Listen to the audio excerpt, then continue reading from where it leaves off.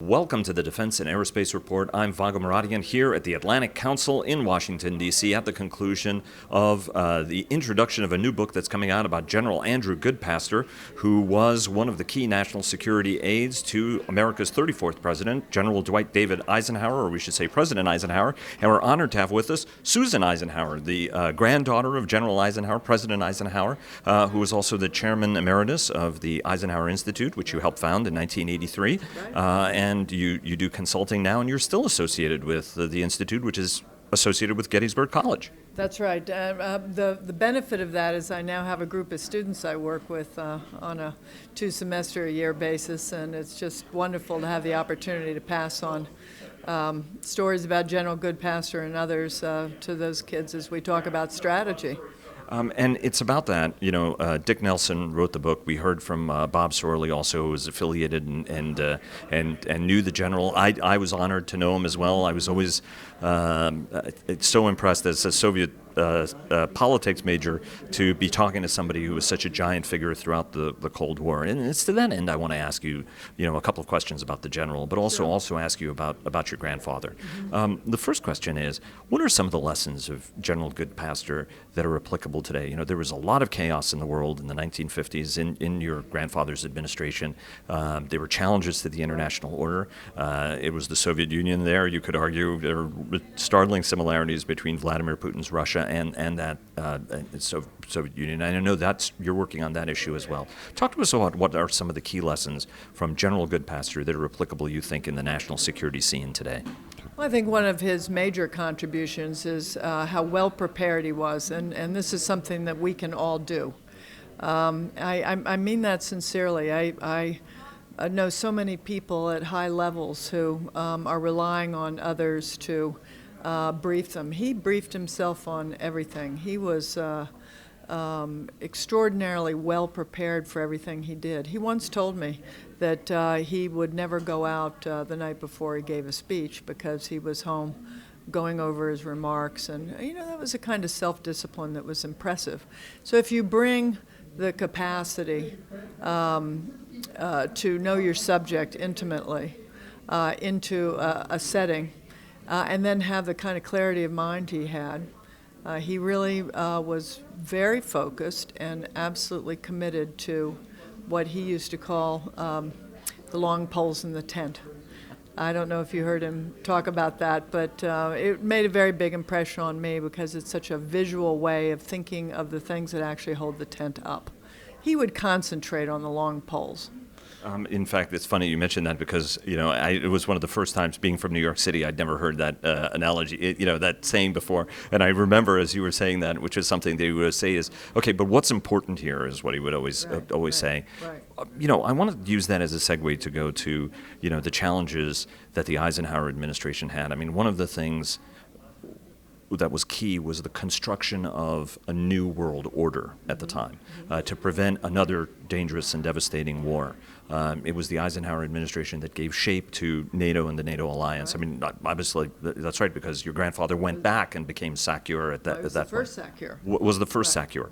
But also during the administration was, how do we strengthen the NATO alliance? How do we help build this European economic union into something that will bind these nations more closely together on their level, something that we don't have to be involved in all the time? And yet that order now is under stress. There are elections that are going to take place in France, in the Netherlands, and in Germany that could further undermine the EU. What do you think some of the things that the United States can do and these organizations can do to sort of start reinstilling trust? Because if they fragment, Vladimir Putin in some respects and the ghost of the Soviet Union wins.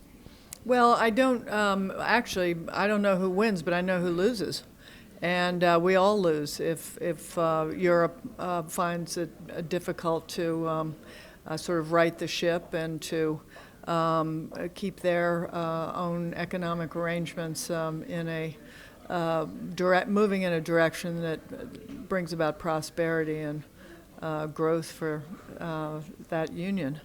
I think it's very, very important to remember that so much of everything depends on relationships. And we need to take nothing for granted. We have to roll up our sleeves again and start going back to Europe. I know that we're awfully concerned about things that are happening in other parts of the world. But as central to our conduct in those other parts of the world is our alliance. So we can't neglect them just because we know how to talk to them and we've been engaged with them over all these years. We don't fully know what it's like to be in their positions at the moment. We need to. I've had many Europeans tell me that they're terrified we're going to withdraw or turn our attention elsewhere. We have to recommit ourselves. Where do you fall on the issue of sanctions? Let me ask you a broader question. You've been looking at how the United States should be dealing with Vladimir Putin's Russia in particular. What do you think some of the core elements of the U.S. strategy need to be? What do you think some of the things that the Trump administration have to do are? Well, it depends on what they want to try and accomplish. Really, actually, I can hear General Goodpaster's voice when I say that, because he always would say, and what are we trying to accomplish, and do our means and our methods align with our goals? And I have him to thank for drumming into me a pretty clear way of thinking. So I think it would be helpful, I think, if we all had a clear sense of what it is the President wants to accomplish with the Russian Federation. Obviously, he has spoken a lot about re-engagement. There's nothing wrong with re-engagement per se. I mean, we had all kinds of summits with everybody from Stalin to Brezhnev to, Gorbachev. We certainly did that, but we knew what we wanted to accomplish at that time. So I think that there's got to be clarity around that issue. And then, I think that we have to be pretty clear about how we think we're going to accomplish our goals. And we have to work with our allies in discussion. Sometimes on subjects like Russia or the Middle East, our allies don't always agree with us. And I think there's a lot to be said for going over and engaging in dialogue and clarifying our unified position. What do you think the implications are of dropping sanctions, for example? I mean, it appears that if you look at all the things that the President has done since he took office, is delivering on all the things that he said in a very unvarnished way.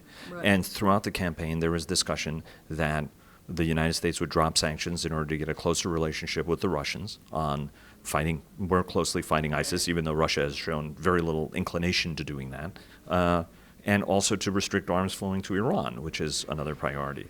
And in your mind, is that a good enough trade-off to let the Russians off the hook in Ukraine, for example? Well, I think you've actually identified two different issues, sanctions and letting them off the hook. We have a tendency when things go wrong to think that the first thing you do is to impose sanctions.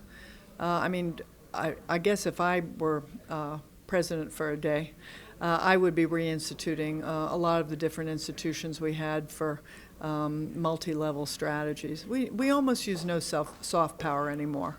What I don't want to see happen is our disagreements with the Russian president, and they are significant, and I don't mean when I say that to minimize in any way the differences we have with him. But I don't want to turn the Russian public into an anti-American public. Part of the reason the Cold War came to an end the way it did is that actually ordinary Soviet citizens actually rather admired the United States. So if I were in charge of the sanctions list, I would be looking long and hard at each of them to figure out which ones actually hit the target and which ones of them inadvertently hurt the Russian people. This idea that we're going to sanction them into crying uncle, I don't actually subscribe to that viewpoint, because I think you have to read the history of World War II and the history of the immediate post-Cold War period to understand what that society is capable of surviving. Do you think from a strategic messaging standpoint, the Russians obviously have focused a lot on that, RT being one of the instruments, obviously become a very popular network. I have a lot of European friends here that watch RT. I have some American friends that watch RT. And it does have an effect of fundamentally starting to change people's view of what's going on. French friends have told me, well, but all governments lie, for example. The United States used to do a terrific strategic messaging campaign with Radio Europe, Radio Liberty, a number of Voice of America playing a key role in that, U.S. Information Agency playing a role in that. Many of them that were born in the early era or at least advanced during your grandfather's administration. Does the United States and do its allies have to do a better strategic campaign to project a non-anti-Russia message into Russia, for example, to counter some of the propaganda they're getting from their leaders? Well, I think there's absolutely, I would put that on the list, absolutely. In terms of managing this relationship, we need to tell our story. We need to tell our story in an unvarnished way. And when I say unvarnished, I mean in a way that has not been filtered. Actually, you might remember under the General Exchanges Agreement, I believe of 1958, we actually, both sides produced glossy magazines. You remember Soviet Union Today or whatever that was called, and we had one on America, and our information agencies swapped these, and they got distributed around both countries. Anyway, I'm just saying that I would like to see a lot more exchange between people, because actually much less of it's taking place today than existed at the during the Cold War, which is kind of alarming, actually. The potential for spinning stories and having those stories, become part of the narrative in that country are pretty high. So we need to be finding ways to reach out to the Russian people directly to the extent that we can. And what do you think some of the lessons are from your grandfather's administration that you think are most relevant today? Well, I think part of the enormous power we had during that period was the example we set to the world. And I know General Goodpaster always believed that there were real responsibilities on our side to promote the kind of good governance and the kind of